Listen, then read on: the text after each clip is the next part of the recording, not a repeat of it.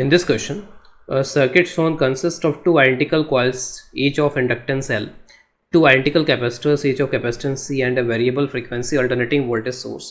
Find expression for the angular frequency of the source at which the peak voltage between the terminals A and B becomes eta times of the peak voltage of the source. तो ये जो circuit यहाँ पर दिया हुआ है इसमें parallel में ये दो LC कॉम्बिनेशंस यहाँ पर कनेक्ट किए गए हैं और ये जो LC कॉम्बिनेशंस हैं आप इनके टर्मिनल से अगर देखो तो इसके टर्मिनल पे भी वही सोर्स वोल्टेज कनेक्टेड है और ये जो टर्मिनल्स इसके हैं इस पे भी वही सोर्स वोल्टेज कनेक्टेड है। तो इस तरीके के जो भी सर्किट्स होते हैं इन सर्किट्स को आप दो इंडिपेंडेंट सर्किट की तरह ट्रीट कर सकते हो।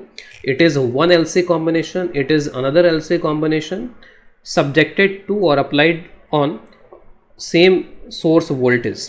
तो पहले ऐसा कर लेते हैं कि जो LC कॉम्बिनेशन से रिलेटेड जो फेजर डायग्राम्स होते हैं उन फेजर डायग्राम्स को थोड़ा स्टडी कर लेते हैं और उनका यूज़ हमें इसमें यहाँ पे करना होगा।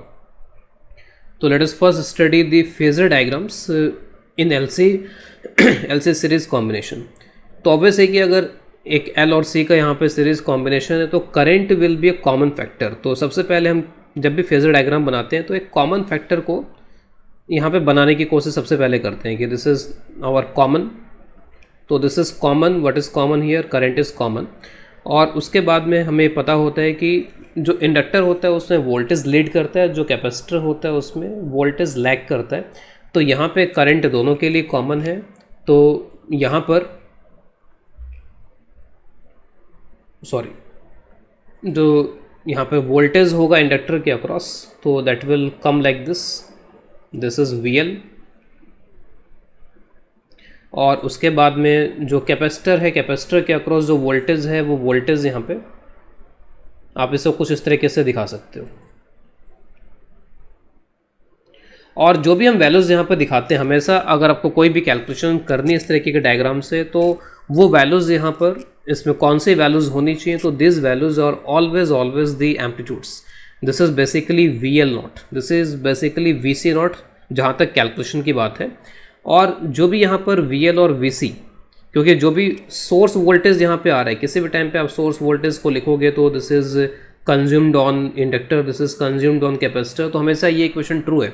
तो और VL और VC का जो भी रिजल्टेंट होगा वो रिजल्टेंट हमेशा हमें क्या प्रोवाइड करेगा, सोर्स वोल्टेज। तो VL और VC यहाँ पर अब कॉन्सिडेंस ऐसा हो गया है कि ऐसे वेक्टर्स हैं जो कि जस्ट अपोजिट है। VL नॉट की जो वैल्यू होगी वो किसके बराबर हो जाएगी, what is the maximum value of current multiplied by XL। जो VC नॉट है उसकी वैल्यू क्या हो जाएगी, तो this is I not maximum value of current multiplied by XC। तो VL नॉट और VC नॉट का डिफरेंस यहाँ पर सोर्स वोल्टेज का एम्पलीट्यूड होगा। तो सोर्स वोल्टेज का amplitude is equal to VL not और VC नॉट का डिफरेंस। और ये डिफरेंस अब VL not minus VC not होगा या VC not minus VL not होगा। ये डिसाइड करने में आप देख सकते हो कि I नॉट तो दोनों में कॉमन आ रहा है, जो XL और XC हैं वही डिसाइडिंग फैक्टर होंगे कि कौन सा यहाँ पर ज़्यादा होगा इसमें। तो हमें यहाँ पर अब एक तरीके से दो केसेस कर लेने चाहिए कि XL और XC में से कौन सा बड़ा है।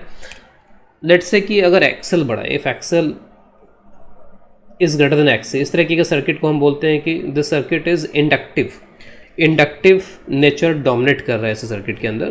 तो जो नेट है वो नेट यहाँ पर अब कुछ इस तरीके से आ जाएगा, this is I not into XL minus XC, this is the net. और I का डायरेक्शन आपका ये था यहाँ पर इसमें, और यही आपके एक तरीके से सोर्स वोल्टेज को रिप्रेजेंट करेगा या जो V नॉट है उसको रिप्रेजेंट करेगा यहाँ पर ये। अब इसमें अगर मेरे को डिफरेंट यहाँ पर वोल्टेजेस की अगर मेरे को इक्वेशन लिखनी है तो वो इक्वेशन आप इस तरीके से लिख सकते हो कि अगर आपको VL यहाँ पर लिखना है तो VL यहाँ पर क्या हो जाएगा, सपोज सोर्स वोल्टेज जो है उसको मैं एज्यूम कर लेता हूँ कि सम V not sine omega t है, कोई इक्वेशन मैं एज्यूम कर लेता हूँ इसकी। तो आप देखोगे कि जो VL है वो भी ऊपर की तरफ ही है, यहाँ पर VL is in upward direction और जो आपका सोर्स वोल्टेज अल्टीमेटली आ रहा है वो भी अपवर्ड डायरेक्शन में उसी डायरेक्शन में है। तो इसका मतलब VL और V सोर्स में कोई फेज डिफरेंस यहाँ पे नहीं है। तो सिंपली इसकी जो इक्वेशन बनेगी वो ऐसे बन जाएगी VL not sine omega t। और जो मेरे को VL नॉट निकालना होगा तो VL नॉट यहाँ पर किसके बराबर हो जाएगा, अगर मेरे को VL नॉट निकालना है तो VL नॉट किसके बराबर हो जाएगा यहाँ पर इसमें, तो this is equal to I not into XL, ठीक है। और I नॉट किसके बराबर होगा यहाँ पर इसमें, तो आप I नॉट यहाँ से निकाल सकते हो, आपको दिख रहा है यहाँ से from here you can find I not is equal to this V not divided by XL minus XC। XL minus XC scale एक तरीके से जेड की वैल्यू होगी यहाँ पर इस पर्टिकुलर सर्किट के लिए, तो you can also write it as XL minus XC, ये हो गया I not multiplied by XL, तो वो वी एल नॉट आप यहाँ पर यूज़ कर सकते हो। इस तरीके से जब वी सी लिखोगे तो वी सी नॉट, वी सी की मैक्सिमम वैल्यू, और ये पीछे रह गया, पाई से पीछे रह गया एक तरीके से, सोर्स वोल्टेज ऊपर है और ये उससे जस्ट पीछे की तरफ है, तो आप पाई आगे बोल सकते हो और पाई पीछे बोल सकते हो इसको, क्योंकि यहाँ पर अगर ये इधर की तरफ है तो आप ऐसे बोल सकते हो कि ये पाई पीछे रह गया क्लॉकवाइज, आप ऐसे बोल सकते हो कि एंटी क्लॉकवाइज में पाई आगे रह गया, तो या तो आप पाई ऐड कर लो या फिर पाई सेपरेट कर लो, दोनों से कोई फ़र्क नहीं पड़ने वाला। ओमेगा टी माइनस पाई लिखोगे तब भी यही आएगा, minus V C not sine omega T. तो वी एल और वी सी यहाँ पर हमें मिल चुके हैं इसके अंदर इसमें, लेकिन ये तब मिले थे जब मैंने एक्सेल को एक्सेल से बड़ा एज्यूम किया था, लेकिन अगर मैं उल्टा कर दूँ यहाँ पे, कंडीशन पलट दूँ यहाँ पर, XL is less than XC कर दूँ यहाँ पर इसमें, तो उस केस में जो सोर्स वोल्टेज है वो आपके बार नीचे चला जाएगा और ये हो जाएगा I not into XC minus XL, this is equal to the source voltage का जो एम्पलीट्यूड है वो, और जो करंट है वो करंट तो ऐसे रह गया यहाँ पर इसमें। तो आप ये देखोगे कि अब के बार सब कुछ से उल्टा पुल्टा हो जाएगा, जस्ट यहाँ पे जहाँ पे पहले मैं एक्सएल माइनस एक्सी यूज़ कर रहा था, एक्सी माइनस एक्सएल उसके जगह आने लग जाएगा, और जो वी एल है अब के बार वो वी एल यहाँ पे V L not sine omega T plus pi minus pi, जो भी आप करना चाहें वो कर सकते हैं, और इससे ये हो जाएगा minus V L not sine omega T. तो this is V L as a function of time.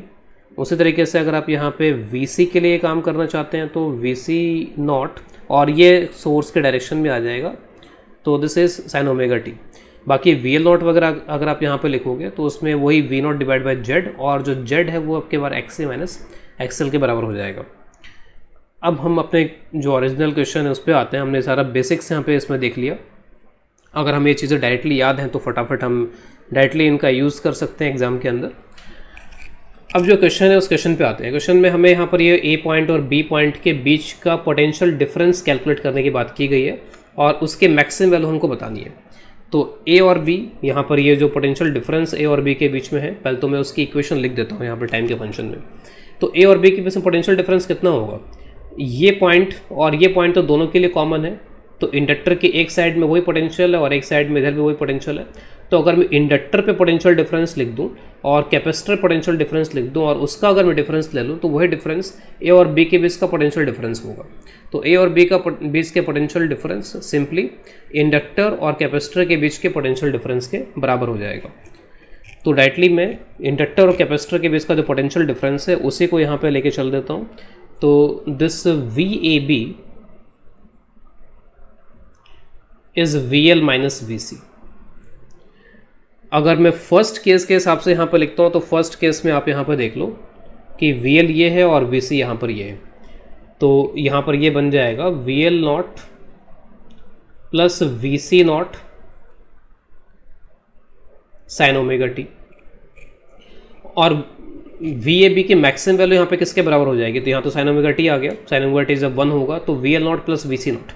तो V L not plus V C not यहाँ पर एक तरीके से क्या हो जाएगा, maximum value of V A B. तो maximum V A B is V L not plus V C not.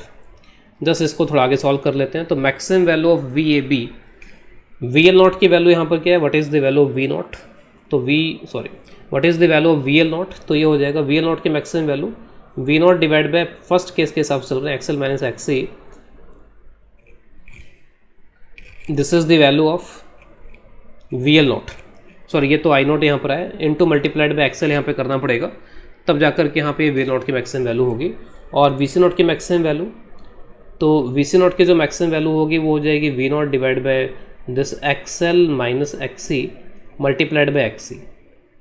तो आई नॉट की मैक्सिमम, आई की maximum value multiplied by XL XC कर दिया तो उससे इनकी मैक्सिमम वैल्यू आ गई। और ये किसके बराबर होना चाहिए, तो क्वेश्चन एक बार रीड करते हैं यहाँ पे। एंगुलर फ्रिक्वेंसी किसके लिए, at which the peak voltage between the terminals A and B becomes eta times of the peak voltage of the source। तो ये जो वोल्टेज है वो eta times of V not होना चाहिए। तो V नॉट आप देखोगे दोनों साइड से कैंसिल हो जाएगा। सिंपल सी कैलकुलेशन यहाँ पर चलेगी इसमें, XL plus XC divided by XL minus XC, this is equal to eta, simply यहाँ पर ये आ जाएगा।